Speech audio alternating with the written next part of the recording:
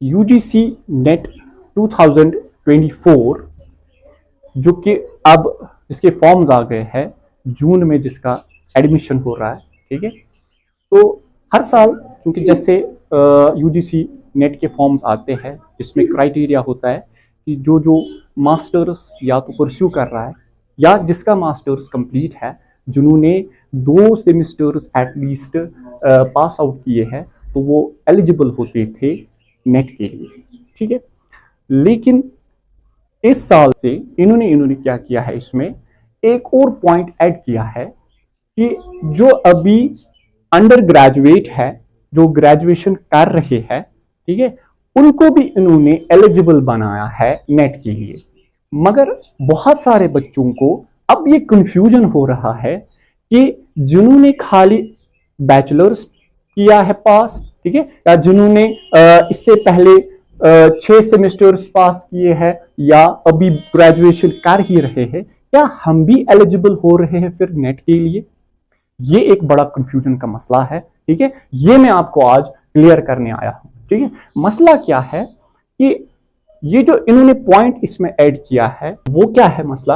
असल में एक न्यू एजुकेशन पॉलिसी जो आई MEP 2020 में, न्यू एजुकेशन पॉलिसी 2020 में जो आई, ये मानो ऑल ओवर इंडिया में 2020 से स्टार्ट हो गया। 2021 से पूरा ऑल ओवर इंडिया ये स्टार्ट हो गया, जहां पे उन्होंने 4 इयर्स प्रोग्राम लाया अंडर ग्रेजुएट की, ठीक है। यूजी के लिए उन्होंने 4 इयर्स प्रोग्राम ये बनाया, जिसमें उन्होंने 8 सेमेस्टर्स लाए थे। जो पहले 2 सेमेस्टर्स देंगे, यानी कि फर्स्ट एंड सेकेंड, उनको एक सर्टिफाइड कोर्स की सर्टिफिकेट मिलेगी, यानी कि उनको वो वहां से स्किप भी कर सकते हैं, सर्टिफिकेट फिर भी मिलेगी उनको, ठीक है। फिर उसके बाद जो कंटिन्यू करेगा 3rd और 4th, उसको इन्होंने यानी कि 1st से 4th तक डिप्लोमा की सर्टिफिकेट रखी, ठीक है। देन उसके बाद जो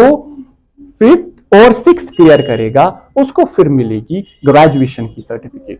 अब इन्होंने वहां पे क्राइटेरिया रखा है कि जो बंदा या जो भी बच्चा जिसके 6 सेमेस्टर्स में टोटल पॉइंट्स होंगे 7.5 से ज्यादा क्लियर, वो ऑटोमेटिकली एलिजिबल हो जाता है 7th और 8th के लिए। अगर कोई बच्चा चाहेगा करना वो 7th और 8th सेमेस्टर, गुड, अगर नहीं कोई ड्रॉप भी कर सकता है, उसकी ग्रेजुएशन फिर भी मिलेगी, यानी कि वो ग्रेजुएट फिर भी है।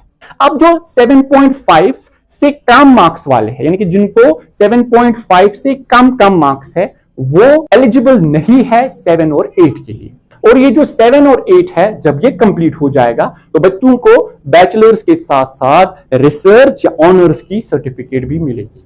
अब मसला क्या है, जब ये 2020 में स्टार्ट हो गया, 2020 में स्टार्ट हो गया, तो बहुत सारे बच्चों ने इसमें एडमिशन किया ऑल ओवर इंडिया में। तो अगर हम आज की बात करेंगे 24 में, तो इस वक्त वो कम से कम 7th में तो होंगे ही होंगे या 8th सेमेस्टर में पहुंचे होंगे। तो जब वो 7th और 8th में ऑटोमेटिकली उनकी जो ग्रेजुएशन है 6 सेमेस्टर जो है उनके कंप्लीट हो गए हैं, और अब वो 7th या 8th में पढ़ रहे, तो ऑटोमेटिकली उन्होंने अब इसमें ये नया पॉइंट लाया है कि वो जो 7 और 8 वाले हैं वो भी एलिजिबल अब होंगे।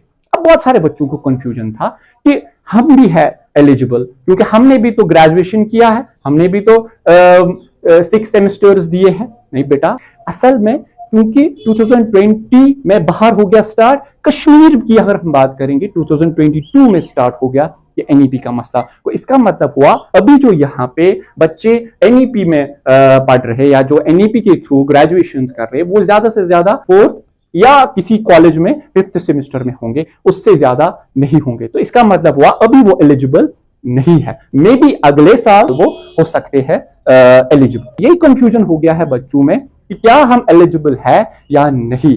आप लोग एलिजिबल इस साल नहीं हो बेटा। अब वो बच्चा एलिजिबल है जिसने पहले ग्रेजुएशन कंप्लीट की थी, चाहे 2020 में, 21 में, 19 में, इसकी कंप्लीट हो गई थी, उसके बाद उन्होंने मास्टर्स में एडमिशन किया है, क्लियर। और मास्टर्स में उनको एटलीस्ट 2 सेमेस्टर्स कंप्लीट है, वो एलिजिबल है। दैट मींस यहां पे कश्मीर में अभी पुराना ही क्राइटेरिया है। अब वो जो पॉइंट इन्होंने लाया है कि हमने एक और चीज इसमें ऐड की है, वो खाली कश्मीर से बाहर है, वो इंडिया की बाकी स्टेट्स में है अप्लाई, यहां पे वो एप्लीकेबल नहीं है। ठीक है, तो ये कंफ्यूजन था बच्चों को कि क्या हम इसमें आ रहे हैं या नहीं। तो बेटा इस साल आप लोग इसमें नहीं आ सकते हो, क्योंकि कश्मीर का हम देखेंगे हमारा जो NEP स्टार्ट हो गया वो हो गया 2022 से। तो इसका मतलब हुआ अभी हम ज्यादा से ज्यादा 4th सेमेस्टर में होंगे। ठीक है, थैंक यू।